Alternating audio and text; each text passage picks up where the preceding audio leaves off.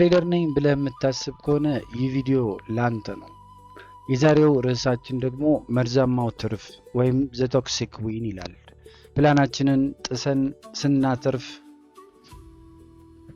አይምሯችን እንዴት አካውንታችንን ለማጥፋት እንደሚዘጋጅ ወይም አውትካም ባያዝ የተሰኘውን የሳይኮሎጂ ሂሳብ እንመለከታለን። እዚህ ሁላችንም በድብቅ የምንወደውን ነገር ግን መጨረሻው ገደል የሆነውን አስገራሚ የትሬዲንግ ታሪክ እንነጋገር። ትሬድ ውስጥ ገብታችኋል። ማርኬቱ ተቃራኒ ሄደና ስቶፕ ሎስ ሊመጣባችሁ ነው። ፕላናችሁ ኪሳራውን ተቀበል ይላል። እናንተ ግን ፕላኑን ጣላችሁት።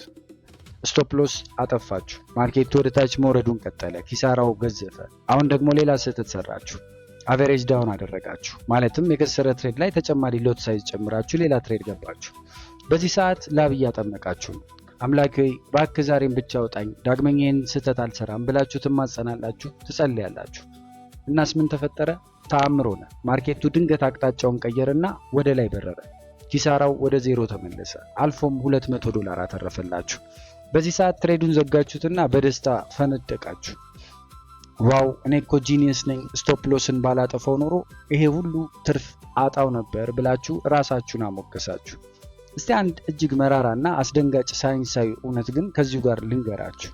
ለአንድ ትሬደር ሊደርስበት የሚችለው ከሁሉ የከፋው አደጋ ፕላኑን ጥሶ ማትረፉ ነው። ያ ያገኛችሁት $200 ትርፍ አይደለም። ያ ገንዘብ ወደፊት አካውንታችሁን ዜሮ የሚያደርገው መርዛማው ትርፍ ወይም ዘ ቶክሲክ ዊን የሚሉት ነው። ዛሬ በስነ ልቦናው ዓለም አውትካም ባያዝ ወይም የውጤት አድሎ የሚባለውን አደገኛ የአእምሮ መታወር እንዴት ትክክለኛውንና ስህተቱን እንዳንለይ እንደሚያሳውረን እንዲሁም አእምሯችን መጥፎ ልማድን በዶፓሚን እንዴት እንደሚሸልም በጥልቅ ኒውሮሳይንስ እንመረምራለን። አብራችሁን ቆዩ። የመርዛማው ትርፍ ኒውሮሳይንስ the biology of the toxic win። ወደ ሳይንሱ ስንገባ ፕላናችንን ጥሰን ስናተርፍ አእምሯችን ውስጥ ምን ይፈጠራል? እስቲ እሱን እንመልከት። ትሬዱ ኪሳራ ውስጥ በነበረበት ሰዓት አእምሯችሁ በኮርቲሶልና አድሬናሊን ወይም የጭንቀት ኬሚካሎች ተሞልቶ ነበር።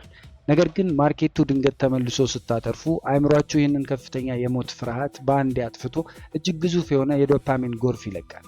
ይህ ዶፓሚን የሚሰጠው የእፎይታና ደስታ ወይም ሪሊፍ ኤንድ ዩፎሪያ ስሜት ከማንኛውም እጽ ወይም ድራግ የበለጠ እጅግ በጣም አደገኛና ኃይለኛ ነው። ችግሩ ያለው እዚህ ጋር ነው። የሰው ልጅ አእምሮ ባዘል ጋንግሊያ የሚባለው ክፍሉ ልማድን ወይም ሀቢትን የሚገነባው አንድ ድርጊት በዶፓሚን ሲሸለምለት ብቻ ነው። አሁን አእምሯችሁ ምን ተማረ ማለት ነው? ስቶፕ ሎስ ማጥፋትና ፕላን መጣስ ትልቅ የዶፓሚን ሽልማት ትርፍ ያስገኛል ማለት ነው። ስለዚህ ጥሩ ነው ብሎ የውሸት የነርቭ መስመር ወይም ኒውራል ፓዝዌይ ይገነባል ማለት ነው። እናንተ በንቃተ ህሊናችሁ ዳግመኛ አልደግመውም ብትሉም ድብቁ አእምሯችሁ ወይም ሰብኮንሺየስ ማይንዳችሁ ግን ያንን መጥፎ ድርጊት አጽድቆታል ወይም ሪኢንፎርስ አድርጎታል። በሚቀጥለው ሳምንት ማርኬቱ ኪሳራ ሲያመጣባችሁ አእምሯችሁ ያለፈው ሳምንት ዶፓሚን አለ ስቶፕ ሎስን አጥፋው ብሎ ያስገድዳቸዋል። በመጨረሻም ያቺ አንዲት መርዛማ ትርፍ ለፈጠረችው መጥፎ ልማድ ስትሉ $500 ምናልባትም 1000 እና ከዛ በላይ ያላችሁን አካውንታችሁን ትገብራላችሁ ማለት ነው። እስቲ ስለ ውጤት አድሎ ታዲያ በደንብ እናውራ። ሰካራሙ ሹፌር ይሉታል።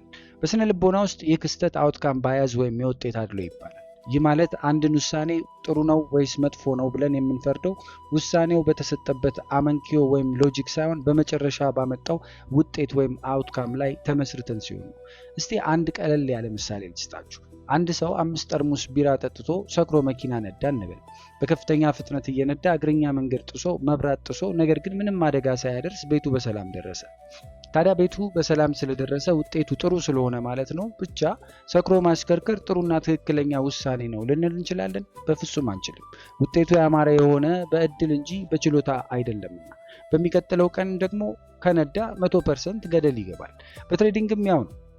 ፕላናችሁን ጥሳችሁ ስቶፕ ሎስ አጥፍታችሁ ስታተርፉ እናንተ ልክ እንደ ሰካራሙ ሹፌር ቤታችሁ በሰላም የገባችሁት በእድል እንጂ በችሎታችሁ አይደለም። ያ ትርፍ ወይም ያ ውጤት መጥፎውን ውሳኔያችሁን ሊያጸድቀው አይገባም።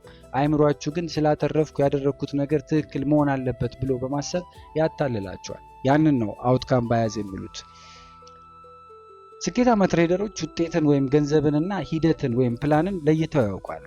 በትሬዲንጉ ዓለም ውስጥ 4 አይነት ትሬደሮች ብቻ አሉ። አንደኛው አሸናፊና ትክክለኛ ትሬድ የምንለው ጉድ ዊን ነው። ፕላናችሁን አክብራችሁ ሪስካችሁን ጠብቃችሁና አትርፋችሁ ስትወጡ ይህ ድንቅ የሆነ ትክክለኛ ትሬድ ይሆናል። ሁለተኛው የትሬድ አይነት አሸናፊ ግን ስህተታዊ የሆነ ትሬድ ነው። ፕላናችሁን ጣሳችሁ፣ ስቶፕ ሎስ አጠፋችሁ፣ ግን በእድል አተረፋችሁ። ይህ መርዛማ ትርፍ ነው። አካውንታችሁን ወደፊት የሚያጠፋው ካንሰርም ይኸው በሽታ ነው። ሶስተኛው ተሸናፊና ስህተት ትሬድ ወይም ባድ ሎስ የምንለው ነው። ፕላናችሁን ጥሳችሁ በስሜት ገብታችሁም ከከሰራችሁ ይህ ሙሉ በሙሉ ቁማር ነው። አራተኛው ተሸናፊ ግን ደግሞ ትክክለኛ ትሬድ የምንለው ጉድ ሎስ ነው። ፕላናችሁን 100% አክብራችሁ ሪስክ ጠብቃችሁ፣ ነገር ግን ማርኬቱ ተቃራኒ ሄዶ ስቶፕ ሎስ መጣ። ይሄ ትክክለኛ ሎስ ይሆናል ማለት ነው። እዚህ ጋር ልብ በሉ። ፕሮፌሽናል ትሬደሮች ጉድ ሎስ ወይም ትክክለኛውን ኪሳራ ልክ እንደ ጉድ ዊን ወይም እንደ ትክክለኛ ትሬድ ወይም አሸናፊ ትሬድ ይወስዱታል፣ ያከብሩታል። ምክንያቱም ፕላናቸውን አክብረው የከፈሉት የቢዝነስ ወጪ መሆኑን ስለሚያውቁ። አማተር ትሬደሮች ግን ጉድ ሎስን አምርረው ይጠላሉ። ባድ ዊን በሚሆን ጊዜ ወይም መርዛማውን ትርፉን ግን እንደ ጀግንነት ይቆጥሩታል ማለት ነው። ይህንን ካልን አይቀር ወደ ሳይንሳዊ መፍትሄው እንምጣ። ሪፖርት ካርዱን መቀየር እንደሚኖርብንም እንመልከት። እንግዲህ አእምሯችንን ከዚህ የውጤት አድሎ ወይም አውትከም ባያዝ እንዴት እናላቅቀዋለን ካልን 3 የተለያዩ መፍትሄዎች በሳይኮሎጂው መስክ እንደ ምክር ይሰጣሉ። ከዛሬ ጀምሮ የትሬዲንግ ስኬታችሁን በኤምቲ4 ላይ ባለው አረንጓዴና ቀይ ቀለም ወይም በዶላራችሁ ልኬት መለካት አቁሙ።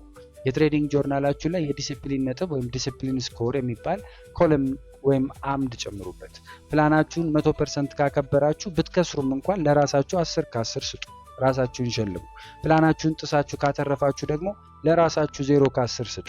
የትርፍ ቆሻሻ ነው፣ በድል ነው የመጣው ብላችሁ ለራሳችሁ ንገሩት። ከቻላችሁ ያንን ብር ለእናታችሁ ወይም ለነዳያን ስጡት። አእምሯችሁ ከዶላሩ ይልቅ ለዲሲፕሊኑ ዶፓሚን እንዲረጭ አሰልጥኑት። ሁለተኛው መፍትሄ የመጥፎ ትርፍ ቅጣት ነው። the penalty for bad wins። አንድ አደገኛ ዘዴ ልንገራችሁ። ፕላናችሁን ጥሳችሁ ትርፍ ካገኛችሁ ያንን ትርፍ አትቀበሉት። እንዴት ካላችሁ ያንን 100 ሚሊዮን $200 ትርፍ ወዲያውኑ ዊዝድሮ አድርጋችሁ ለበጎ አድራጎት ድርጅት ወይም ለእናታችሁ ወይም ለአንዳች ለመስጠት ለሚኖርባችሁ በጎ ነገር ልታገኙበት የምትችሉትን ጥሩ ስራ ስሩበት፣ ወይም ጓደኞቻችሁን ጋብዙበት። አእምሯችሁ አሃ ፕላን ጥሼ ሳተርፍ ገንዘቡ የኔ አይሆንም ለካ ብሎ ሲማር ያንን መጥፎ ልማድ ማምጣት ያቆማል ማለት ነው። መርዙን ከደማችሁ ወይም ከአካውንታችሁ አውጥታችሁ ጣሉት። ሶስተኛው መፍትሄ ማርኬቱ ሁሌም ትክክል ነው የሚለውን እሳቤ መቀበል ነው። the market is always right but your rule is your shield። ማርኬቱ የፈለገውን ሊያደርግ ይችላል። አንዳንዴ ስህተትህን ይሸልማል፣ አንዳንዴ ትክክለኛውን ፕላን ይቀጣል፣ ወይም ራንደም አውትካም እንዳለው ግልጽ ነው። ነገር ግን እናንተ ማተኮር ያለባችሁ በአንድ ትሬድ ላይ ሳይሆን በ100 ትሬዶች ድምር ወይም law of large numbers ላይ ነው። በ100 ትሬዶች ውስጥ መጥፎ ልማድ ያጠፋችኋል። ጉድ ሎስ ወይም ትክክለኛ ኪሳራ ግን በእርግጠኝነት ያድናችኋል። እንደ ማጠቃለያ ዛሬ አንድ ከባድ ግን ደግሞ የትሬዲንግ ህግ ይዛችሁ ውጡ። በትሬዲንጉ ዓለም ውስጥ ስህተት ሰርቶ ማትረፍ ወይም ባድዊን ትክክለኛውን ነገር ሰርቶ ከመክሰር ወይም ጉድ ሎስ በሺህ እጥፍ የከፋ አደጋ አለው። ማርኬቱ መጥፎ ባህሪያችሁን እንዲሸልማችሁ አትፍቀዱለት። የሰካራም ሹፌሩን እድል አትመኑ።